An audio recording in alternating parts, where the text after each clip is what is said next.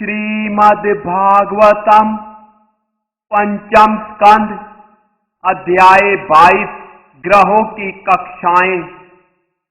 राजा परीक्षित ने श्री सुखदेव गोस्वामी से पूछा, हे भगवान, आपने पहले ही इस सत्य की पुष्टि की है कि परम शक्तिमान सूर्य देव ध्रुव लोक तथा सुमेरु पर्वत को अपने दाएं रखकर ध्रुव लोक की परिक्रमा करते हैं, तो भी वे राशियों की ओर मुख किए रहते हैं और सुमेरु तथा ध्रुव लोक को अपने बाएं भी रखते हैं।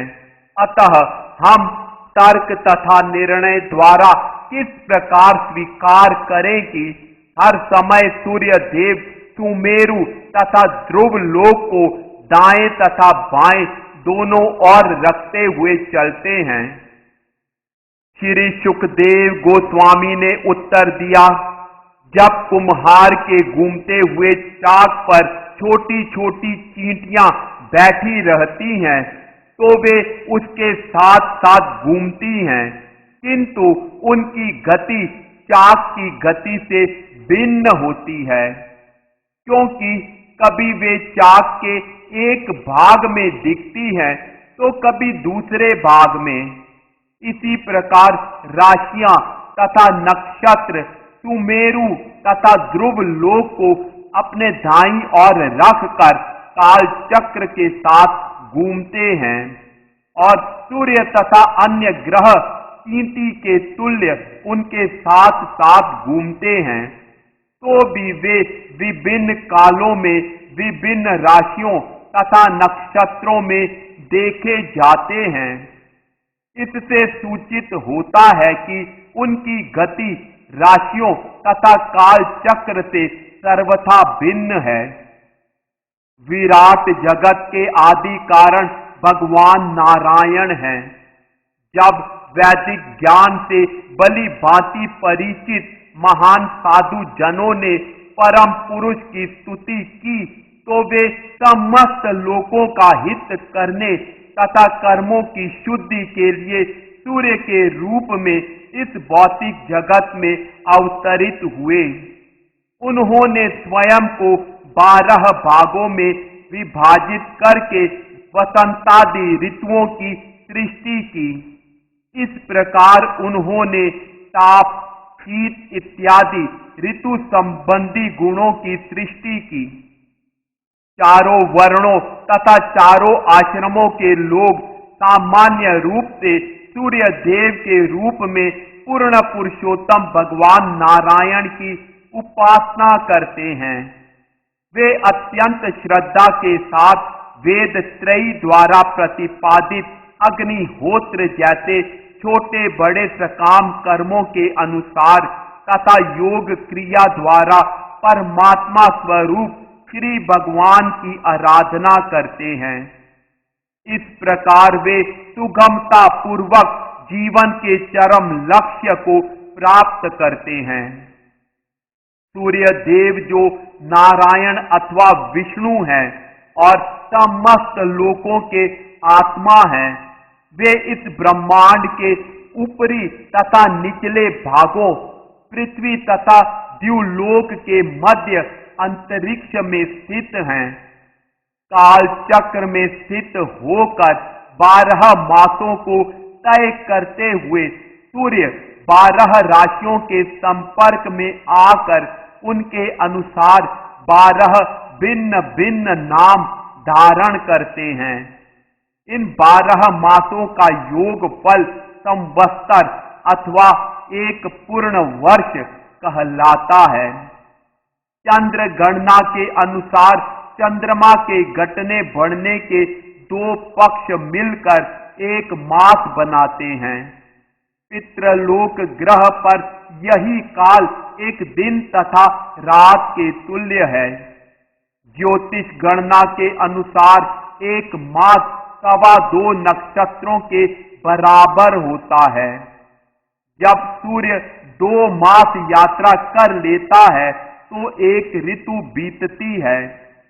इसलिए ऋतु के अनुसार होने वाले परिवर्तनों को वर्ष देह का अंग माना जाता है। इस प्रकार आधे अंतरिक्ष को पार करने में सूर्य को जितना समय लगता है वह अयन कहलाता है। उत्तर या दक्षिण दिशा में सूर्य देव की 3 प्रकार की गतियां हैं, मंद, तीव्र और मध्यम। इन तीनों गतियों से स्वर्ग, पृथ्वी तथा अंतरिक्ष प्रक्षेत्रों के चारों ओर पूरी यात्रा करने में जितना समय लगता है उसे विद्वद जन संवत्सर, परिवत्सर, इडावत्सर, अनुवत्सर तथा वत्सर इन 5 नामों से वर्णन करते हैं। सौर पद्धति ज्योतिष गणनाओं के अनुसार प्रत्येक वर्ष कैलेंडर वर्ष से 6 दिन आगे तक जाता है और चंद्र पक्षीय वर्षों में 12 दिन का अंतर होता है।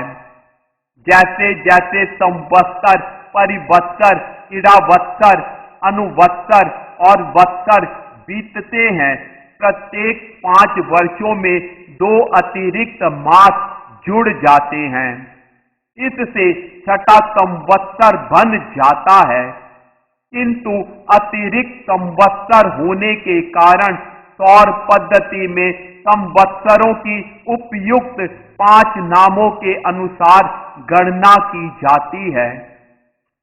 सूर्य प्रकाश की किरणों से 1 लाख योजन 8 लाख मील ऊपर चंद्रमा है, जो सूर्य से अधिक तीव्र गति से यात्रा करता है। वह 2 चंद्र पक्षों में एक सौर संवत्सर के समान दूरी तय कर लेता है, अर्थात 2.25 दिन में सूर्य के 1 मास के तुल्य और 1 दिन में सूर्य के 1 पक्ष के बराबर दूरी तय कर लेता है। जब चंद्रमा बढ़ता है शुक्ल पक्ष में तो इसका प्रकाशमय अंश प्रतिदिन बढ़ता जाता है, जिससे देवताओं के लिए दिन और पितरों के लिए रात्रि उत्पन्न होती है। किंतु जब चंद्रमा घटता रहता है कृष्ण पक्ष में तो देवताओं के लिए रात्रि और पितरों के लिए दिन उत्पन्न होते हैं। इस प्रकार 30 मुहूर्तों में पूरे एक दिन में चंद्रमा प्रत्येक नक्षत्र से होकर गुजरता है। चंद्रमा अमृतमयी शीतलता प्रदान करके अन्नों की वृद्धि को प्रभावित करता है। इसलिए चंद्र देव को समस्त जीवात्माओं का प्राण माना जाता है। फलस्वरूप उसे इस ब्रह्मांड में वास करने वाला मुख्य प्राणी जीव कहा गया है। समस्त शक्तियों से पूर्ण होने के कारण चंद्रमा श्री भगवान के प्रभाव का सूचक है। प्रत्येक व्यक्ति के मन का प्रमुख श्री विग्रह होने के कारण चंद्रमा मनोमय कहलाता है। वह अन्नमय भी कहलाता है, क्योंकि वह समस्त वनस्पतियों तथा पौधों को शक्ति प्रदान करता है। समस्त जीवात्माओं का प्राणाधार होने से वह अमृतमय भी कहा जाता है। चंद्रमा समस्त देवताओं, पितरों, मनुष्यों, पशुओं, पक्षियों, सरीसृपों, वृक्षों, पौधों तथा अन्य सभी जीवात्माओं को प्रसन्न करने वाला है। सभी प्राणी चंद्रमा की उपस्थिति से संतुष्ट रहते हैं। फलतः वह सर्वमय भी कहलाता है।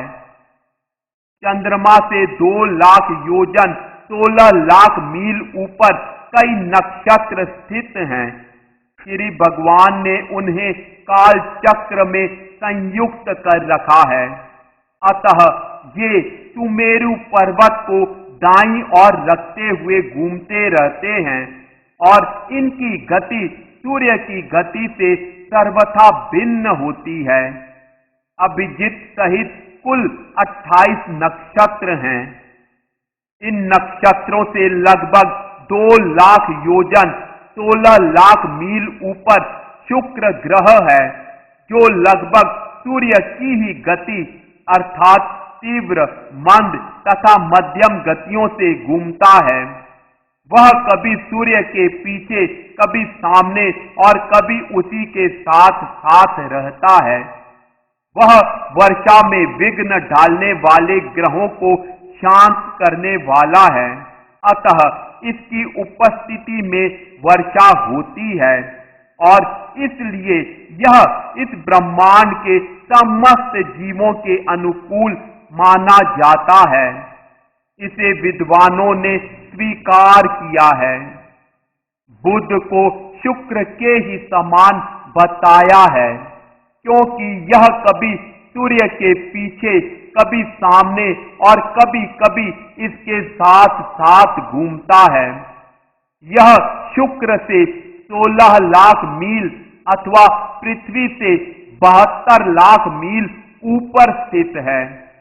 यह चंद्रमा का पुत्र होने से विश्व के वासियों का मंगल करने वाला है, किंतु जब यह सूर्य के साथ नहीं घूमता होता तो यह चक्रवात, अंधड़, अनियमित वर्षा तथा जल रहित बादलों की जानकारी देता है।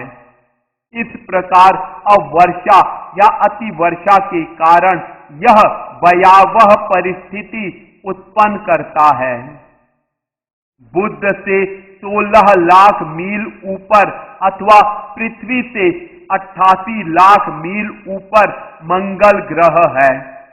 यदि यह वक्र गति से न चले तो एक एक राशि को 3-3 पक्षों में पार करता हुआ क्रमशः 12 राशियों में से यात्रा करता है। यह प्रायः सदैव वर्षा तथा अन्य प्रभावों के रूप में प्रतिकूल अवस्थाएं उत्पन्न करता है। मंगल से 16 लाख योजन अथवा पृथ्वी से 1 करोड़ 4 लाख मील ऊपर बृहस्पति नामक ग्रह स्थित है, जो एक परिवत्सर में एक राशि की यात्रा करता है। यदि यह वक्र गति से न चले तो यह ब्राह्मणों के लिए अत्यंत अनुकूल रहता है।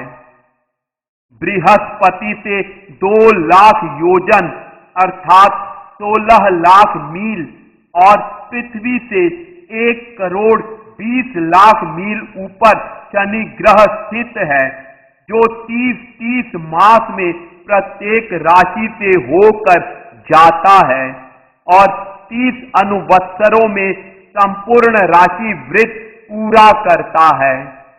यह संपूर्ण ब्रह्मांड के लिए अत्यंत अशुभ है। शनि ग्रह से 11 लाख योजन अर्थात 88 लाख मील अथवा पृथ्वी से 2 करोड़ 8 लाख मील ऊपर सप्त ऋषि अवस्थित हैं, जो सदैव ब्रह्मांड के समस्त प्राणियों की मंगल कामना करते रहते हैं। वे भगवान विष्णु के परम धाम ध्रुव लोक की प्रदक्षिणा करते हैं। इस प्रकार श्रीमद् भागवत के 5म स्कंद के अंतर्गत ग्रहों की कक्षाएं नामक 22वें अध्याय के भक्ति वेदांत तात्पर्य पूर्ण हुए।